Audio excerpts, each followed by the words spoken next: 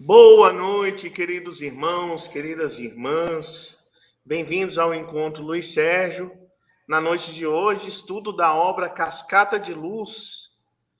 Hoje aqui na companhia da minha irmã querida Agna. Boa noite, Agna. Boa noite, meu irmão. Boa noite a todos que estão conectados conosco essa noite. Que a paz do Cristo esteja com todos.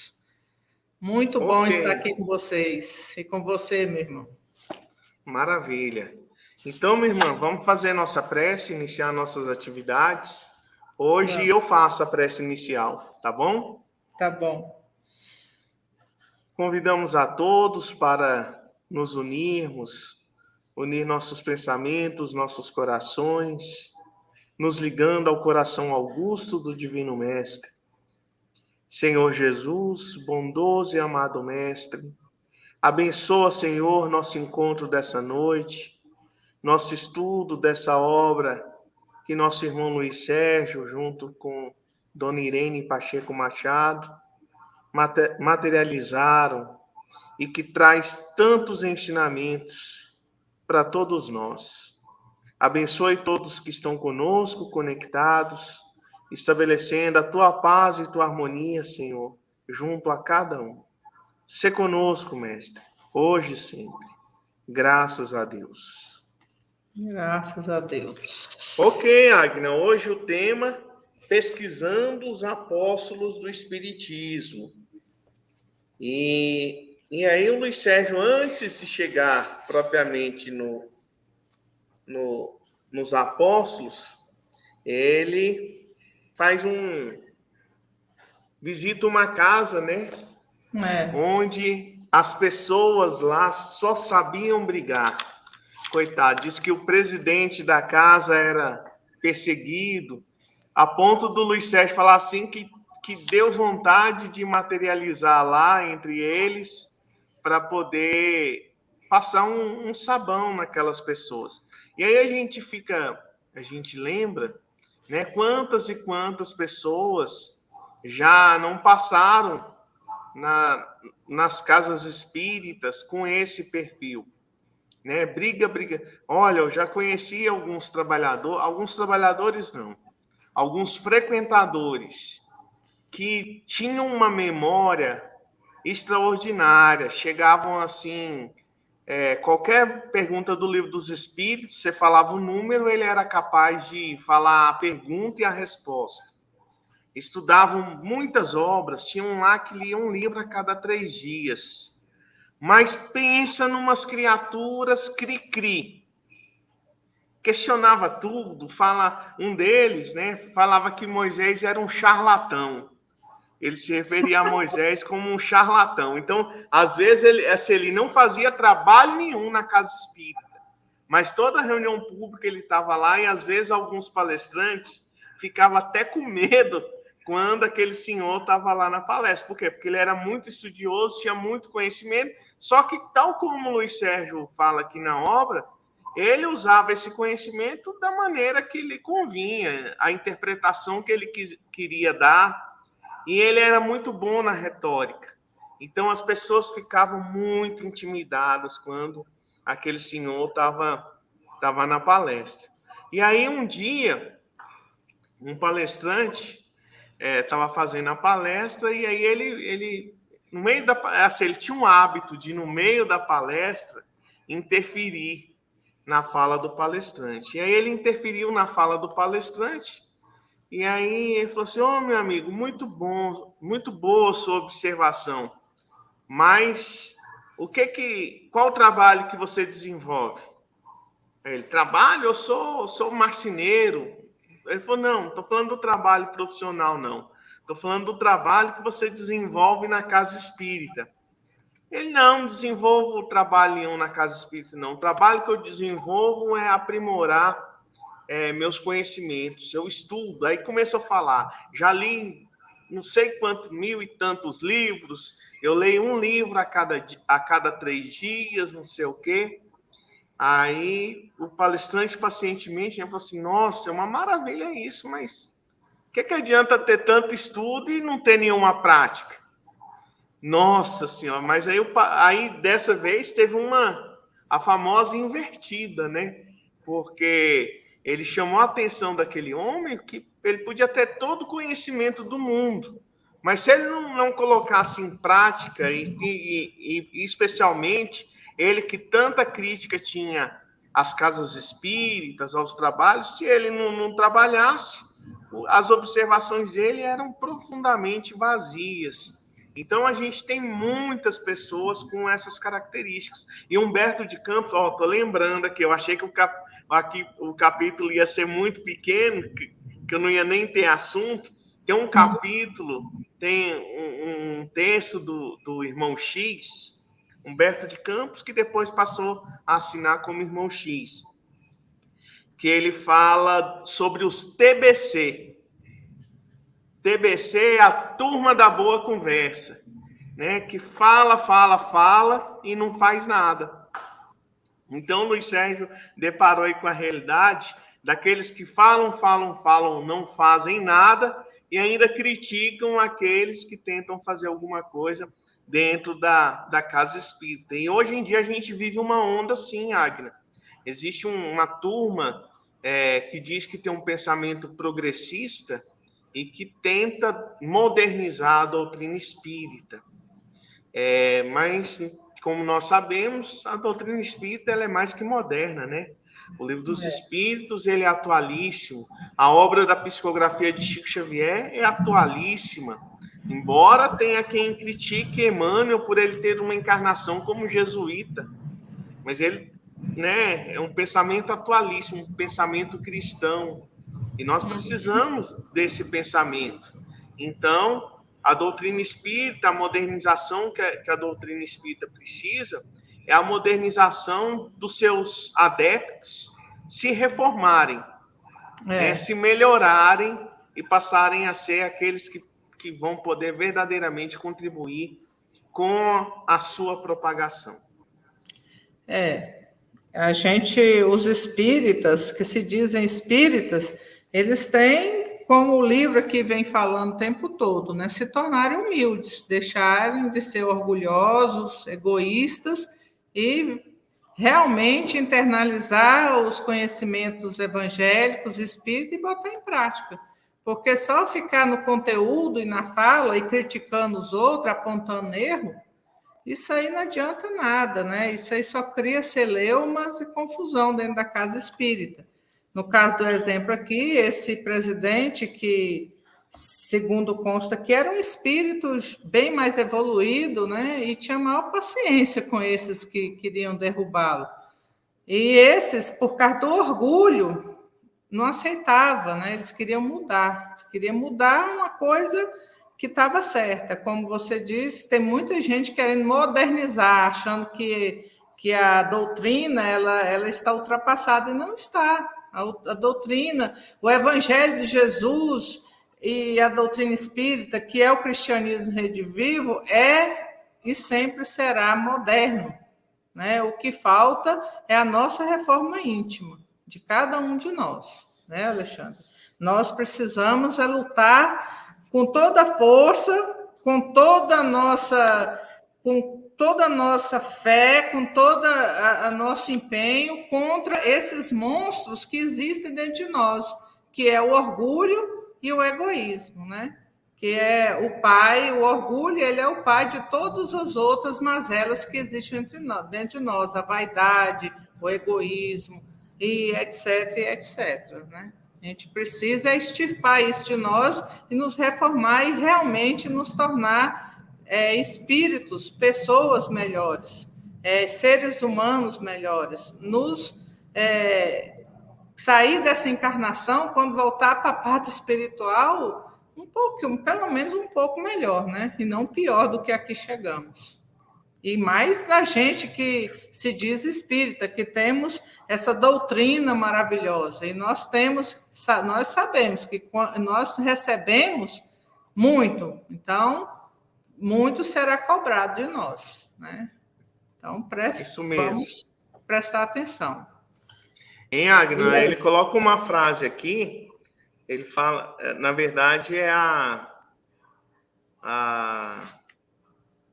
a Luanda, né? Ela fala assim para ela: agora tornar-se digno trabalhador do Cristo requer transformação de vida. Infelizmente, ainda é difícil para os orgulhosos.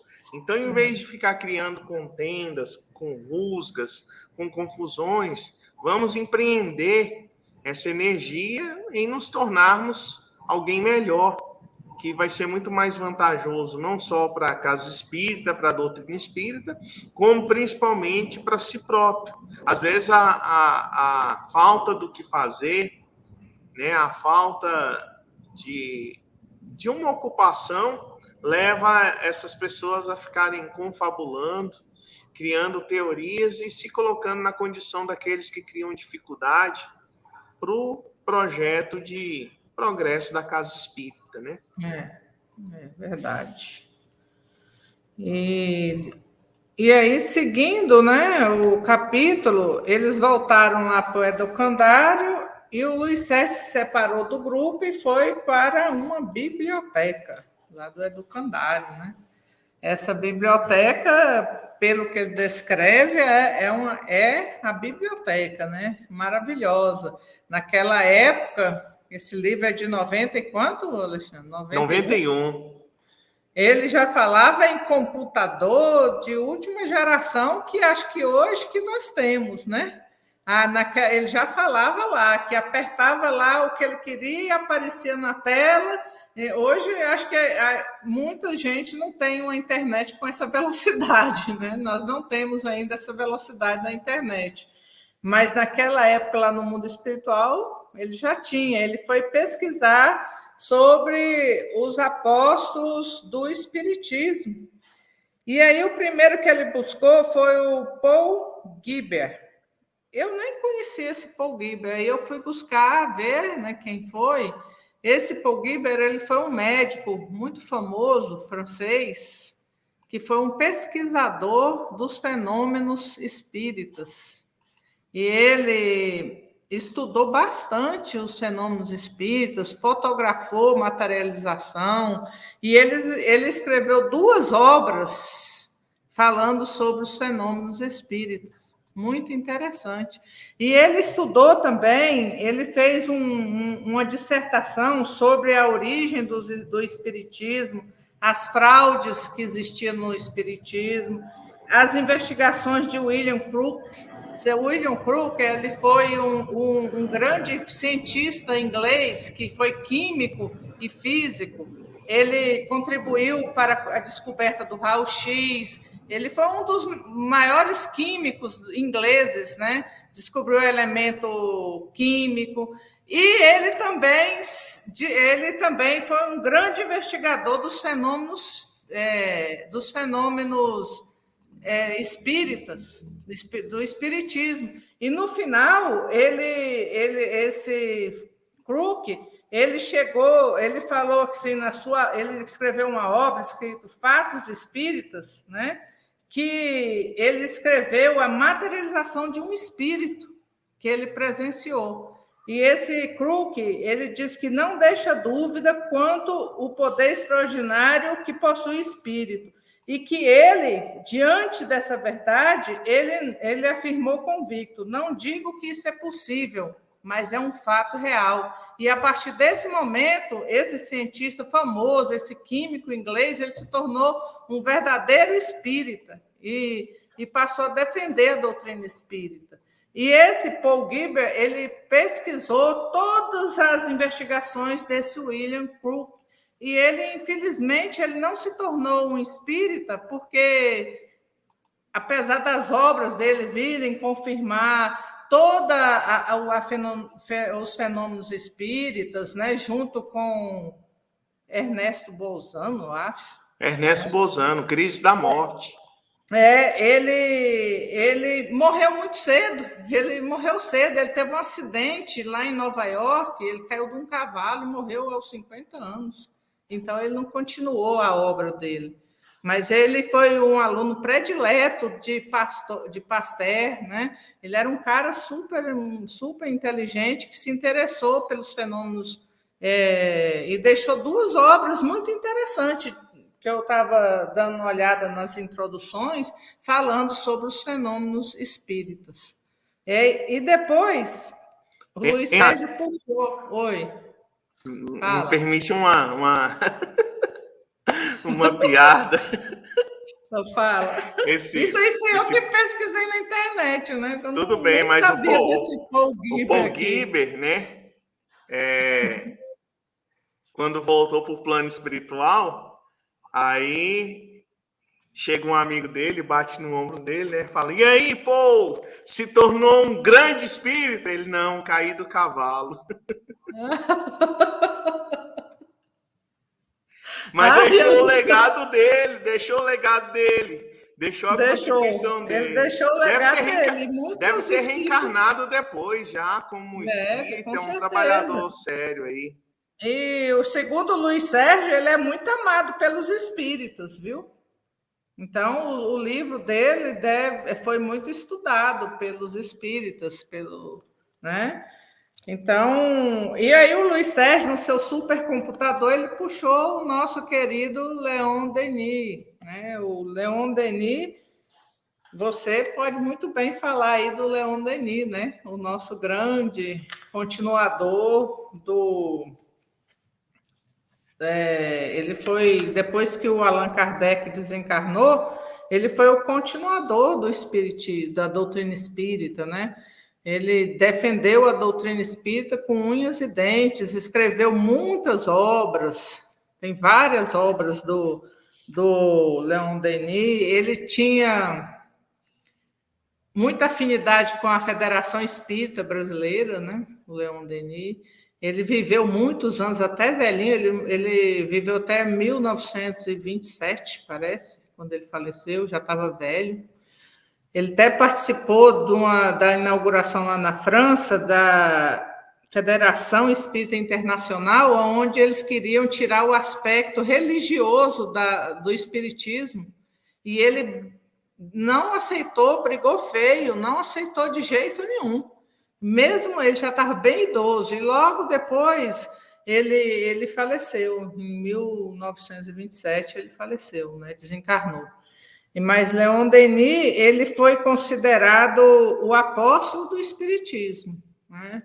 Devido à sua grande defesa da doutrina espírita, as suas obras. Ele continuou, depois da morte de Allan Kardec, a seguir com a doutrina espírita e defender ao lado do Gabriel Delande e Camila Flammarion.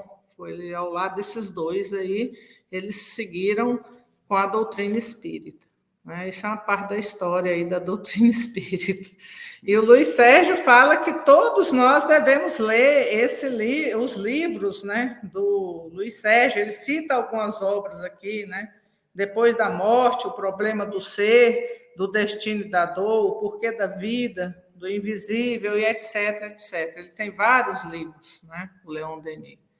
Fala alguma coisa? Agnes, o Leon Denis, caso Allan Kardec falhasse na tarefa dele, Leon Denis era o espírito que daria continuidade. Era o plano B, né? Era o plano B, tanto que o Leon Denis ele não viu assim uma pregação que Kardec fez, justamente para não ter uma influência, né? Na verdade, ele encontrou com Kardec uma vez, mas fora do ambiente espírita. Ele queria ter uma palavra com Kardec e se direcionou à residência onde Kardec estava hospedado.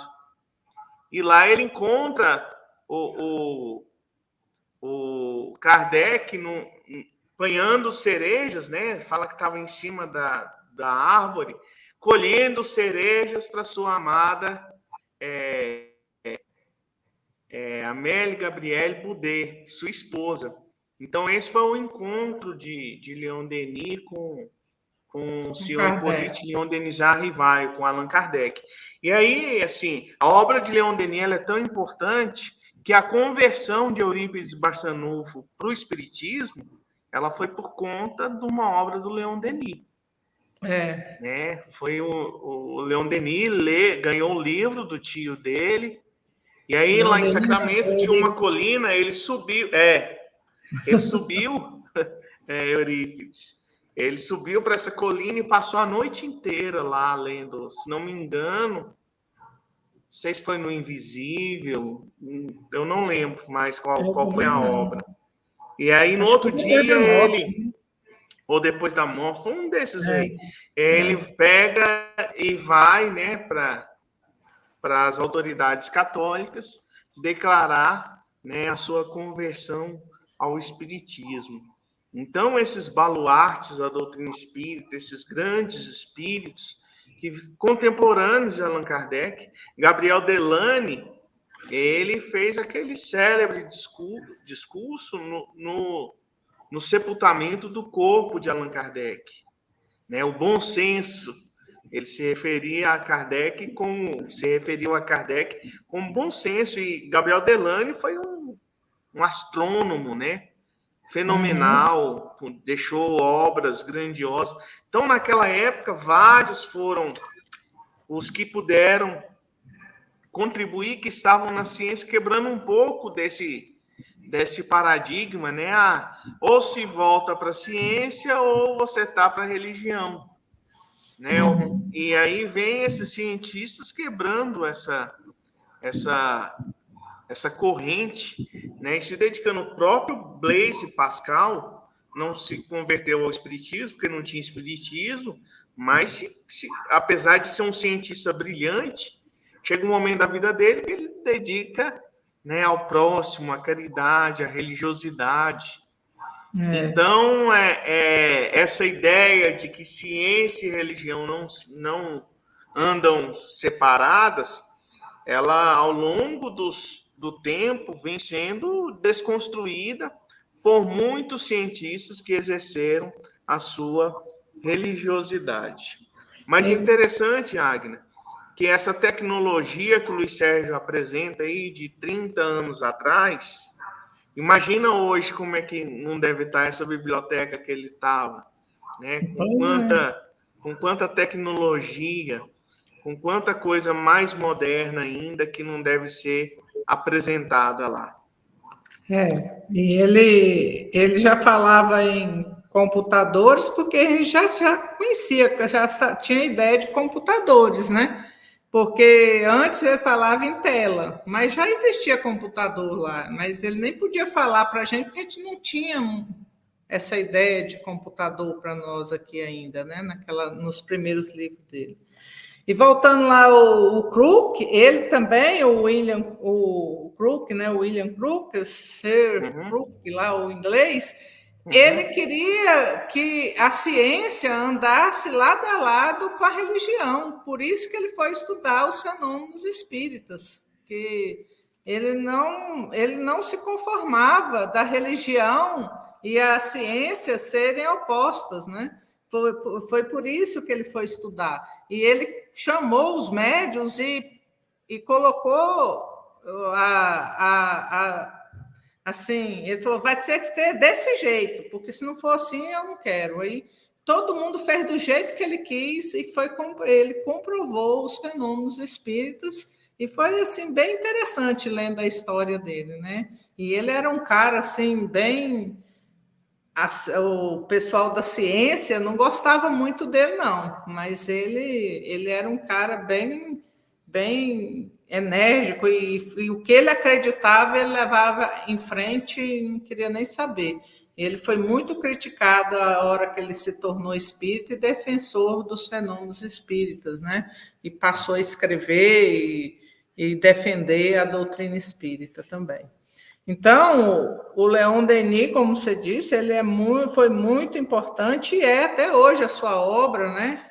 Para nós, como espírita, devemos estudar e ler a obra de Leon Denis, porque ele foi o plano B, não, acho que ele já foi o plano C da espiritualidade, né? Porque o plano B já foi Kardec, não foi? Que o primeiro não foi o que veio para ser o codificador, foi quem? Não, foi ele mesmo, foi Kardec. Não era o... Não, Napoleão ia ajudar na propagação da doutrina espírita, né? Mas a tarefa de codificação foi do Kardec mesmo. Ah, tá. Eu pensei que era o Napoleão, que ele tinha falhado. Mas foi Napoleão falhou, né? Não fez. Ele, em vez de unir os povos, ele quis dominar tudo, né? E imprimir uma supremacia lá, e aí esse negócio não dá certo, né? Não deu certo. Historicamente, Ele se isso nunca deixou dá ir certo. só pela política, né? Não deu É. certo. Infelizmente. Mas é assim mesmo. Pois é, e o que eu tenho para falar desse capítulo foi isso, né? E ele saiu daí, encontrou o irmão Tertuliano, que ele disse que foi um reencontro de um grande amigo, né? Esse Tertuliano que estava lá nessa biblioteca, essa biblioteca que ele mostra assim a figura aqui, que era uma biblioteca circular que tinha tantos livros demais. E o Tertuliano falava que o livro ele só tinha capacidade de ler, de entender, de gostar de livro quem já tinha já é uma certa evolução, né?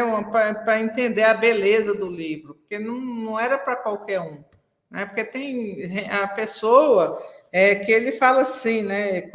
Eu vou ler aqui para ele. O livro tem acentuado papel nas diversas fases da nossa vida, mas aqui, quer dizer, no mundo espiritual, eles representam uma cascata de luz, clareando-nos o caminho, tirando a venda dos nossos olhos e fazendo com que se descortine diante de nós um mundo novo, repleto de cores, cuja beleza vai pouco a pouco nos enebriando o espírito. Mas a gente não é só lá no mundo espiritual, aqui também. Quando a gente começa a estudar e ler as obras da codificação desses filósofos, tipo Leon Denis, do André Luiz, do Luiz Sérgio, qualquer obra boa, né, do Luiz espírita que condiz com as obras básicas, com o Evangelho de Jesus, a gente vai crescendo e vai clareando o nosso caminho, a nossa mente, né? E a gente vai sempre vislumbrando isso. É um negócio, é uma coisa assim tão legal que não tem nem como eu falar como é que a gente se sente, né? É um negócio diferente. A gente vai abrindo a mente, é como se a gente estivesse levantando o véu, um véu que, como a nossa mente tivesse tampada e fosse levantando o véu do conhecimento, né? É engraçado isso. A gente lê, e tem hora que a gente enxerga uma coisa que a gente já leu 1000 vezes e não entendeu aquilo, e a um certo momento dá aquele insight e a gente entende, né? É muito interessante o livro. E nada substitui o livro. Eu não sei se é porque eu já estou ultrapassada, eu não consigo, eu gosto mesmo do livro, assim, ó, de manusear o livro. Eu não gosto muito de ficar lendo em tela de computador, né? Porque a tela do computador cansa muito as minhas vistas, então eu prefiro muito o livro, porque eu volto, eu anoto coisas na beirada dele, coloco observação, apesar que no computador também dá para fazer isso, né? A moçada mais nova gosta mais do computador. Eu não sei se é porque eu já estou mais velha, eu gosto mais do livro mesmo, né? É interessante. Eu já falei muito, agora fala você. Não, eu queria só voltar um pouquinho, porque você falou no Ernesto Bozano. Então, ele tem um livro chamado A Crise da Morte. Você já leu esse livro? Não, eu vi quando eu estava lendo aqui A Crise da Morte, eu estava lendo. Esse livro é muito interessante, porque o que ele fez? Ele começou a fazer uma pesquisa em torno da morte, né? E lá, então, ele vai falar da visão panorâmica, ele vai, enfim, é um estudo muito com aspectos científicos, né, em torno do desencarne. Então, é uma obra muito interessante. Eu lembro que nós fizemos curso desse livro. Fizemos um semestre e cursamos durante um semestre o livro A Crise da Morte. Mas, enfim, nós temos aí muitas obras contemporâneas de Allan Kardec que nos dão essas explicações a mais. A obra de Leon Denis é muito rica.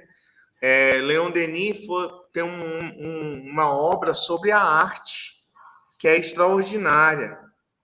A obra O Problema do Ser, do Destino e da Dor, ela é extraordinária. No Invisível é extraordinária.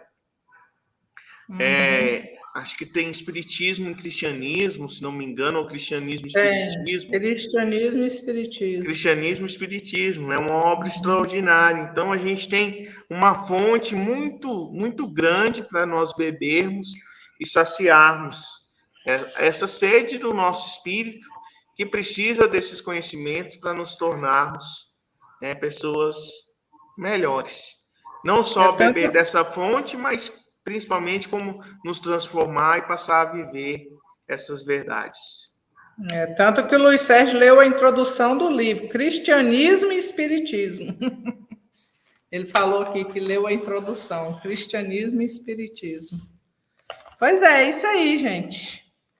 Agora vamos terminar, né? E o próximo capítulo é o 16. Já passamos da metade do livro, hein, Alexandre? Pois é, Agnes. Hoje a partir do próximo encontro, nós vamos entrar na segunda metade, né? Na segunda metade. Na metade final do livro. Graças a Deus. Esse livro traz muitas informações, né? Muita coisa boa. Graças a Deus. Isso mesmo. Então faz a prece para nós, por favor. Vamos. Senhor Jesus, bondoso, amado Mestre, companheiro divino de todas as horas, obrigada, Senhor, por esses seres iluminados que o Senhor nos enviou para nos esclarecer, para nos ajudar na nossa evolução. Que o Senhor sempre nos ajuda, enviando todos, como enviou Kardec, Leon Denis e todos os outros, o Eurípides, André Luiz, o nosso amado Chico, o nosso irmão Luiz Sérgio e todos os outros, tantos e tantos que já vieram nos ajudar, estão aí nos ajudando, espíritos de escola que estão sempre ao nosso lado para nos ajudar. Obrigada, Mestre Jesus, que a tua luz possa iluminar a todos que estão conectados conosco, que o Senhor possa amparar todos os lares, o seu amor possa estar presente na vida de todos aqui conectados. Nos abençoe, Senhor, para que possamos caminhar seguro, seguindo sempre o caminho reto, o caminho que nos levará a Deus.